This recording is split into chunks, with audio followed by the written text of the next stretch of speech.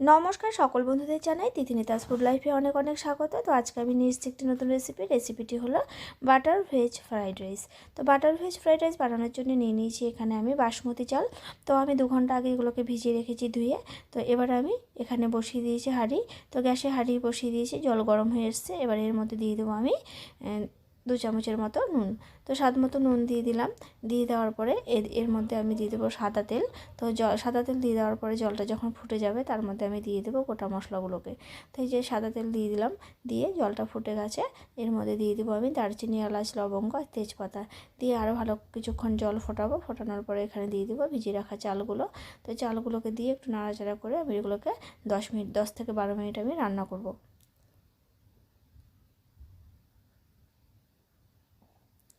তো এবার এগুলোকে দিয়ে দিলাম, দিয়ে এবারে ভালো করে একটু নাড়িয়ে নিচ্ছি। আর এটা আমি খুব হাই ফ্লেমে আমি রান্না করব।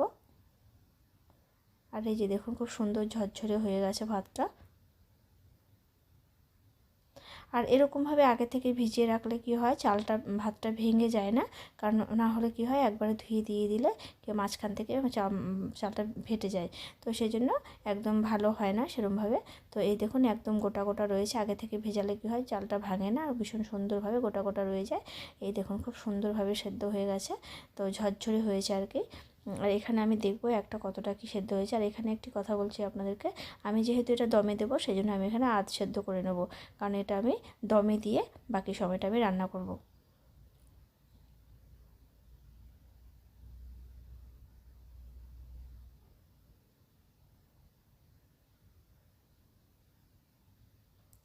তো এবার আমি জল ঝরিয়ে নেব। ঝরিয়ে নিয়ে কিছুক্ষণ আমি ঠান্ডা হতে দেবো। আর এদিকে আমি দেখুন এদিকে নিয়ে নিয়েছি কিছুটা সবজি কেটে রেখেছি। এগুলো কেটে ভালো করে ধুয়ে রেডি করে নিয়েছি। এখানে নিয়েছি কাজু, কিশমিশ, রয়েছে এখানে বিনস, আর এখানে নিয়ে নিয়েছি আমি কড়াইশুঁটি, রয়েছে গাজর আর একটি গোটা ক্যাপসিকাম। আর এই যে গাজর ক্যাপসিকামগুলোকে আমি লম্বা করে কেটে নিয়েছি। তো সবগুলো এইভাবে ধুয়ে পরিষ্কার করে আমি রেখে দিয়েছি। আর এই যে দেখুন একটু লম্বা লম্বা সরু সরু করে গাজরগুলোকে কেটে নিয়েছি। আর বিনসগুলোকে একটু তেঁচড়া করে, এই দেখুন কোনাকুনি করে তেঁচড়া করে আমি একটু কেটে নিয়েছি। আর এদিকে ক্যাপসিকামগুলোকে ঠিক গাজরের মতো করে লম্বা করে কেটে নিয়েছি। তো সবগুলো এভাবে কেটে ধুয়ে পরিষ্কার করে রেখে দিয়েছি।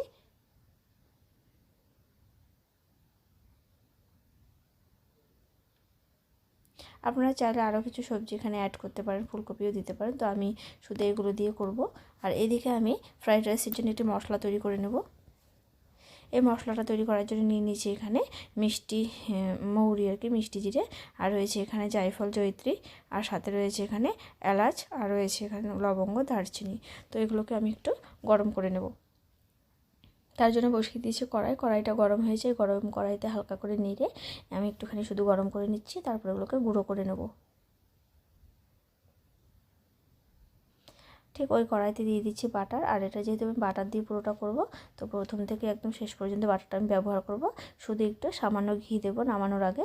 তো ঘিয়ের পরিমাণটা একদমই কম থাকবে। তো এই যে বাটারটা গরম হয়ে গেছে, এর মধ্যে দিয়ে দিলাম আমি গাজরগুলোকে আমি একটু নাড়াচাড়া করে নামিয়ে নেব। কারণ গাজরটাকে বেশি সময় ভাজবো না। গাজরের যে কাঁচা কালারটা সেটা যাতে একদমই থাকে সেরকমভাবে আমাকে গাজরটাকে ভাজতে হবে। একদম লাল লাল করে এটাকে ভাজবো না আমি, তাহলে দেখতে সুন্দর লাগবে, খেতেও ভালো লাগবে। এবার আমি এটা ঢেকে রান্না করব।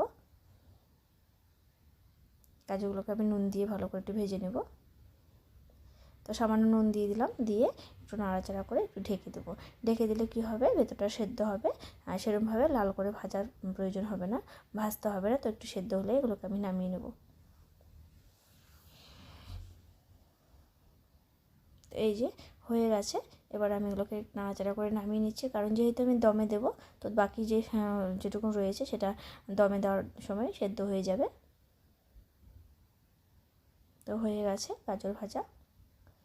তো এই ভাজা গাজরগুলোকে আমি এবার নামিয়ে নিচ্ছি।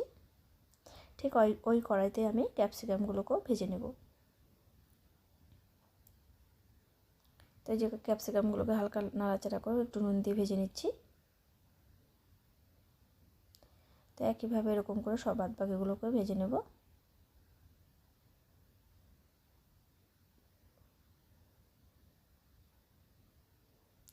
তো এখানে সামান্য নুন দিয়ে দিলাম।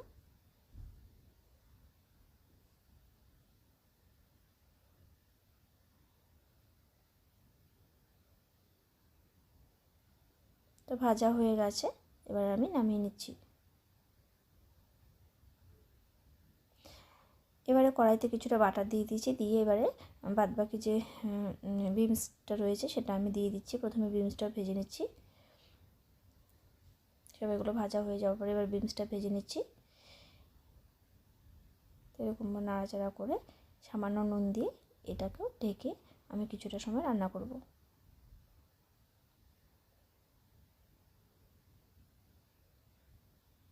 ঠিক একই রকমভাবেই যে সবজি যে কাঁচা কালারটা থাকে সেটা যেন জ্বলে না যায়, তো সেভাবে আমাকে দেখে নামাতে হবে।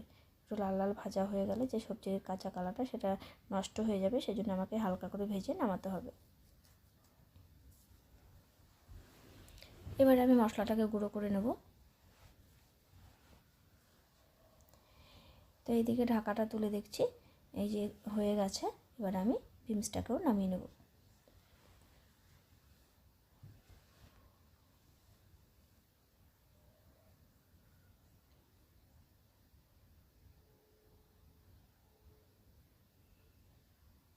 এবার আমি বাদবাকি যেগুলো উপকরণ রয়েছে সেগুলো আমি একসাথে মিলিয়ে ভেজে নেব। এখানে রয়েছে কড়াইশুঁটি, কাজু, কিশমিশটা একসাথে আমি একটু ভেজে নিচ্ছি। এগুলোকে একটু হালকা করে ভাজবো। তো এবারে কিশমিশ সবগুলো একসাথে দিয়ে নাড়াচাড়া করে আমি ঢেকে দেবো।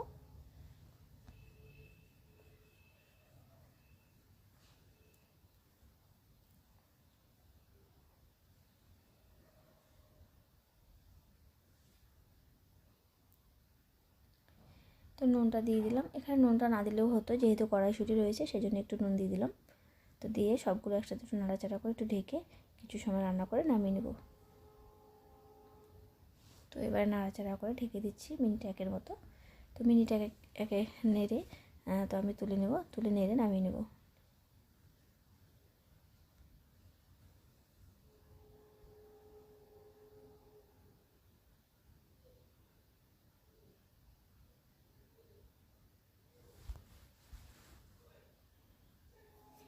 তো হয়ে গেছে, সবগুলো আমি নামিয়ে নিলাম। এবারে কড়াইতে আমি দিয়ে দিলাম বাটার। তো বাটার দিয়ে এবারে যে ভাতটা ঠান্ডা হয়ে গেছে, এই গরম যে কড়াইয়ের মধ্যে বাটারটা দিয়ে দেবো আমি চিনি। তো এখানে আমি স্বাদ মতো চিনি দেবো। ফ্রাইড রাইসে যতটা মিষ্টি খাবেন, যে যেমন মিষ্টি খান সেরকম অনুযায়ী দেবেন। তো যেরকম ফ্রাইড রাইসে মিষ্টি লাগে তো সেই অনুযায়ী আমি মিষ্টিটা দিলাম। তো এই বাটারের মধ্যে চিনিটাকে এইভাবে নাড়াচাড়া করে এই যে ঠান্ডা করে রাখা ভাতটা দিয়ে আমি একটু নাড়াচাড়া করে এবার আমি গ্যাসটাকে অফ করে দেব। কারণ বাটারটা এইভাবে দিয়ে দিলে কী হবে, বাটারটা তো একদম মিশে যাবে না, সেই জন্য একটু গরম করে চিনিটার সাথে আমি গরম করে বাটারটা ভাতে মিশিয়ে নিলাম। তো সবগুলো আমি এভাবে ভাত দিয়ে দিলাম, দিয়ে একটু ভালো করে নাড়াচাড়া করে অল্প অল্প করে দিয়ে এরমভাবে নাড়িয়ে বাটারটাকে পুরো ভাতের সাথে মিশিয়ে নেব।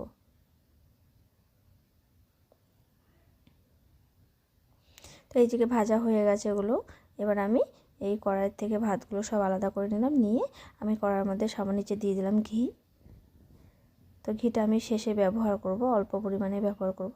এখানে দিয়ে দিলাম কিছুটা পরিমাণে ঘি, তারপর আমি উপরের থেকে ভাতগুলোকে দিয়ে দিচ্ছি। তো এইভাবে ঘি নিচে দিয়ে উপরে ভাত দিয়ে দিলাম, দিয়ে এবার বাদবাকি যে সবজিগুলো আমি ভেজে রেখেছি সবগুলো আমি এখানে দিয়ে দিব।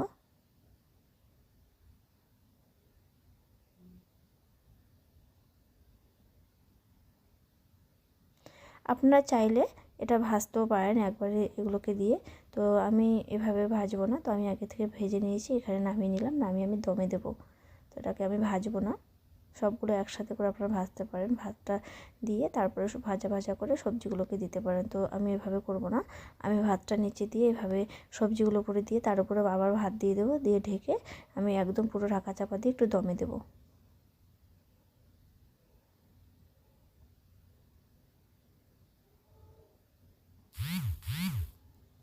তো আপনারা চাইলে নাও ভাজতে পারেন, না দমে দিলেও হবে, যেহেতু আমি দমে দিয়ে করব তো আমি দমে দিয়ে করব। তো সেজন্য আমি একটুখানি দমে দিয়ে নেব।